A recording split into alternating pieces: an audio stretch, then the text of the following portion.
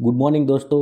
Indian રેલવેની સૌથી મોટી અપડેટ આવી ગઈ છે. 2025ની સૌથી મોટી ભરતી કેટલાની છે, કેટલી ઉંમર સુધી તમે એપ્લાય કરી શકશો, કેટલું એજ્યુકેશન જરૂરી છે, કઈ રીતે વેકેન્સીની એપ્લિકેશન તમે કરી શકશો, કઈ રીતે એક્ઝામ પેટર્ન છે, આ બધી માહિતી જાણવા માટે ચેનલ પર બન્યા રહો અને વિડીયો લાસ્ટ સુધી જુઓ અને તમારા મિત્રોને શેર કરો. એકદમ ઇઝી માહિતીમાં તમને બધી માહિતી પૂરી પાડશે. અહીં ઇન્ડિયન રેલવેની 30,000થી વધુ વેકેન્સી આવી ગઈ છે. તો મિત્રો ચાલો આપણે બધી માહિતી લઈએ. મિત્રો સૌથી પહેલાં તો વિડીયોને તમે લાઇક કરી દો અને ચેનલને સબસ્ક્રાઈબ કરી દો, અને જો કોઈ મિત્રને આના વિશે માહિતી નથી તે મિત્રને આ વિડીયો શેર કરી દો તો તેને પણ પૂરી માહિતી મળી જશે. જો મિત્રો આરઆરબી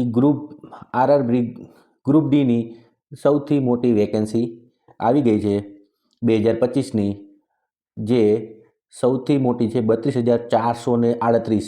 તો આપણા માટે એક ગોલ્ડન ઓપોર્ચ્યુનિટી છે. તો તેની પૂરેપૂરી માહિતી હું તમને આ વિડીયોમાં પૂરી પાડી દઈશ. તો ચાલો જોઈએ.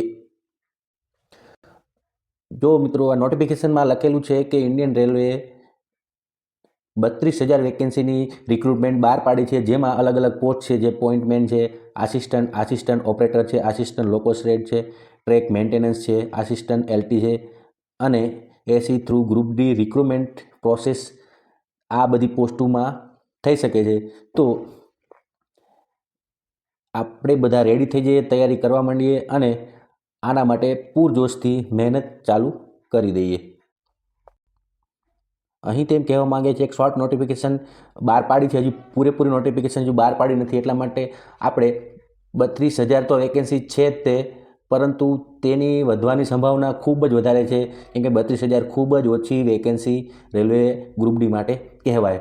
તો અહીં એમ કહેવા માંગે છે કે ટૂંક સમયમાં જ એ નોટિફિકેશન જારી કરશે અને બાકીના બધા મિત્રોને જલ્દીથી જલ્દી તૈયારી પોતપોતાની રેડી થઈ જાય તૈયારી કરવા માટે. તો આગળ આપણે જોઈશું કઈ તારીખે ફોર્મ ભરવાના ચાલુ થશે અને કઈ રીતે એની એક્ઝામ પ્રોસેસ હશે તે જોઈએ. મિત્રો અહીં આપણે જાન્યુઆરી 2025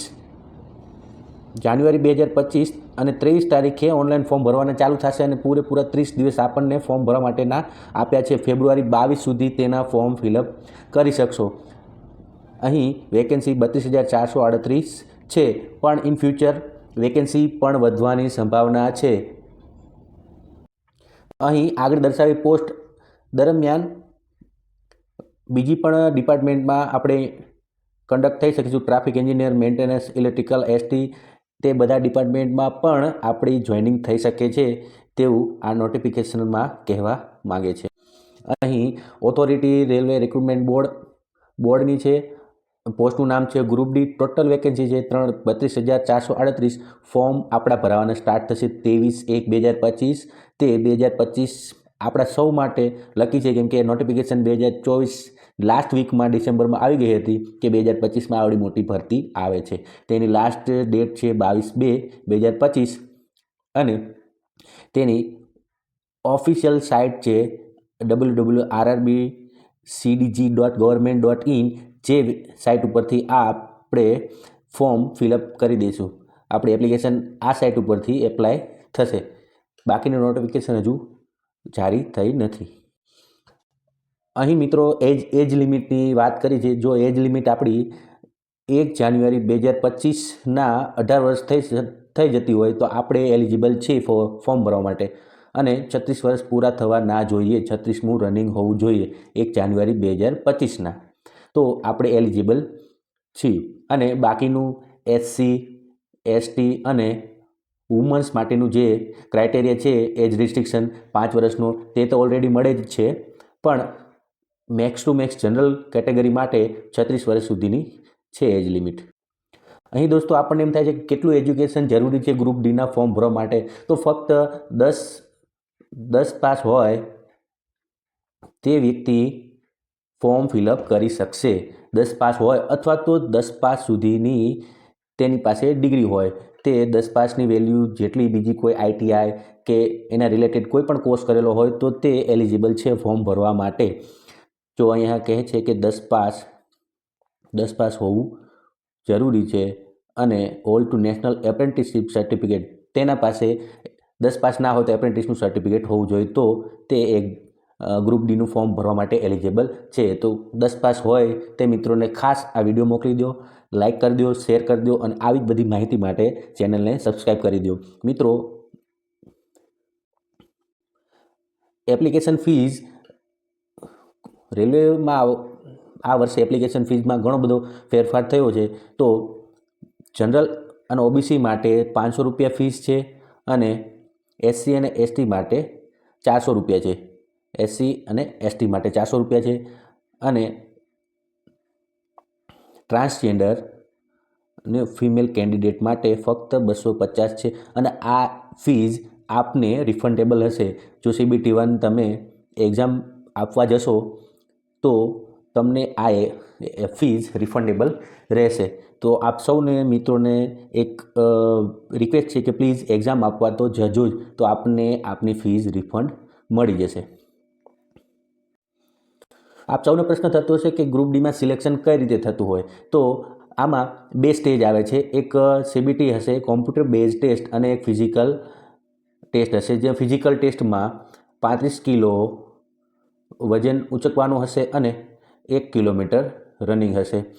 એ હું પૂરેપૂરી માહિતી નેક્સ્ટ વિડીયોમાં આપને જણાવી દઈશ. મને કોમેન્ટ કરીને જણાવો કે આના વિશે ફૂલ ડિટેલ વિડીયો જોઈએ છે. ત્યારબાદ જો તમે ફિઝિકલ ટેસ્ટ પાસ થઈ જશો તો ત્યારબાદ ડોક્યુમેન્ટ વેરિફિકેશન અને ત્યારબાદ મેડિકલ ટેસ્ટ થશે અને ત્યારબાદ તમારા મેરિટ વાઇઝ તમારા જે તે ડિપાર્ટમેન્ટમાં જોઈનિંગ કરાવશે.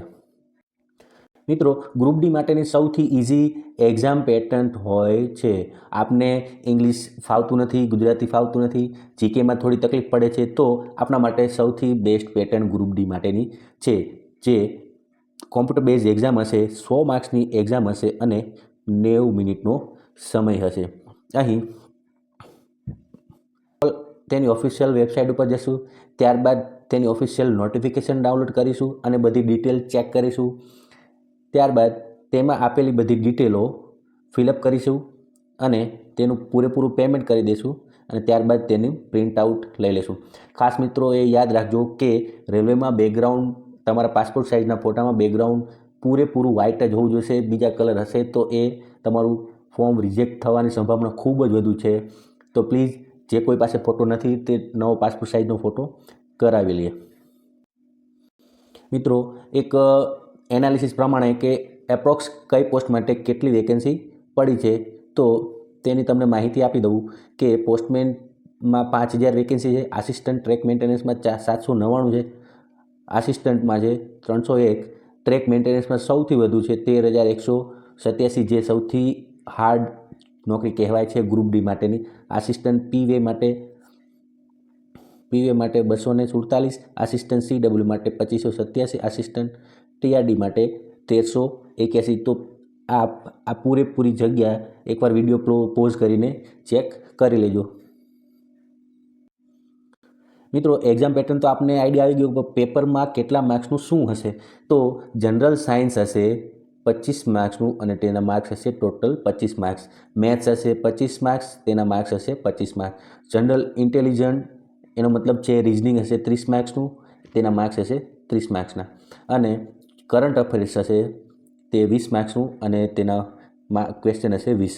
તો અહીં તમારા એક ક્વેશ્ચન ઉપર 1 માર્ક્સ મળશે અને એક ખોટા જવાબ ઉપર 1.1/3 ઓછા થશે. તો પ્લીઝ, જો તમને 100% સાચો જ આવડતો હોય તો જ સિલેક્ટ કરજો, બાકી તમારા માઇનસ થવાના ચાન્સીસ ખૂબ જ વધી જશે. મિત્રો, અહીં મેથ્સના આપણે પર ડે એક ચેપ્ટર કવર કરતા જઈશું. તો ચેનલને સબસ્ક્રાઈબ કરી દો અને આપ કયા સબ્જેક્ટમાં વીક છો તે મને કોમેન્ટમાં જણાવો. અને સાયન્સના પણ આપણે બીજા ચેપ્ટર જોઈ લઈશું જે મોસ્ટ આઈએમપી છે, તેના વિડીયો બનાવીને આપના માટે હું યુટ્યુબમાં અપલોડ કરી દઈશ. મિત્રો, આ છે ગ્રુપ ડીની RRB તરફથી આવેલી ઓફિશિયલ નોટિફિકેશન. અહીં ટોટલ એનો પે સ્કેલ છે 18,000 દેખાડો છે. અહીં લેવલ 1 થી 7 CPC પે મેટ્રિક્સ હશે. 18,000 સીટ પેએબલ અમાઉન્ટ હશે. તેની એજ લિમિટ છે. અહીં ટોટલ વેકેન્સી અપ્રોક્સ 32,000 બતાવી છે. એજ લિમિટ, ત્યારબાદ ફીઝ, કઈ રીતે એપ્લિકેશન કરી શકશો. 500 રૂપિયા ફીસ છે, અહીં 250 રૂપિયા ફીસ છે. તો પૂરેપૂરી નોટિફિકેશન આવે ત્યારબાદ હું આપને પૂરો વિડીયો નોટિફિકેશનના એક પેજની પૂરેપૂરી માહિતી આપીશ. ત્યાં સુધી વિડીયોમાં બન્યા રહો. ચેનલને સબસ્ક્રાઈબ કરી દો, લાઈક કરી દો અને મિત્રોને શેર કરી દો.